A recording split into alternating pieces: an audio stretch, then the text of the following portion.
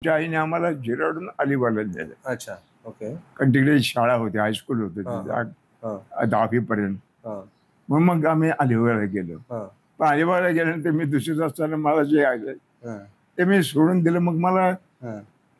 ह्या मुलांशीच बरं वाटतं. तिकडे म्हणजे सेफ वाटत बाबा. मग तिथेच त्या नारळाच्या तिथेच झाडांच्या नारळाची भूक लागली हां. की मग नारळाच्या झाडावरती चढ. पण खालून तुम्ही नेम धरून अगदी इतकं म्हणजे इतकं परफेक्ट होतं की एका दगडात जर नारळ नाही पडला तर माझा इगो हर्ट व्हायचा. हो. हे नैसर्गिक होतं माझं. म्हणजे काय, अच्छा, अच्छा. मग कोणी सांगितलं म्हणून पण नाही. पण हा एकच चान्स आहे. अच्छा. हा एकच चान्स आहे. ते एकाच्या मला यश यायलाच पाहिजे. Very good. आणि त्याच्यात एक मजा काय असायची हां. की माझा दगड त्या नारळाला लागला बरोबर हां. आणि त्या इम्पॅक्टने तो नारळ असं उंच जायचा, वर जायचं. वरती जायचा हां. आणि असं गडगड गडगड फिरत बघायला इतकं मजा वाटायची. तेवढा आनंद व्हायचा.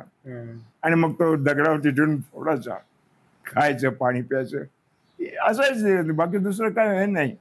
घरी जायचं आहे वगैरे विसरून जायचो. अच्छा, अच्छा. याच्यातच खूप मजा वाटत. ते शोल्डर तेव्हाच मजबूत झाले असतील बॉलिंगसाठी कदाचित. हो, ते एक ॲडव्हान्टेज होता. हां. कारण बॉलिंगचं, फास्ट बॉलिंगचं टेक्निक आणि हे टेक्निक सारखंच आहे. सेमच आहे जवळपास. स्टान्स दोन्ही सांगा. या पोझिशन कॉन्सन्ट्रेशन, हां, हां. नारळ बरोबर टार्गेट बरोबर एम करायचा.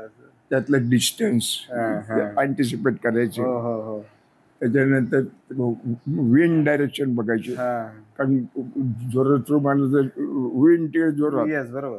तर ते सगळं प्लॅन आउट करून मारायचं. दगड फेकायचा जोरात. आणि यावेळेला की हा एकच चान्स आहे, लास्ट चान्स. तर ते एक होतं, एक नैसर्गिक होतं. म्हणजे ते लास्ट बॉलला जर विकेट घेतली तर मॅच जिंकू शकतो अशासारखी परिस्थिती. अगदी अशी. तर हा एक मला एक स्पिरिट होतं आणि ते माझे खूप आनंद व्हायचा.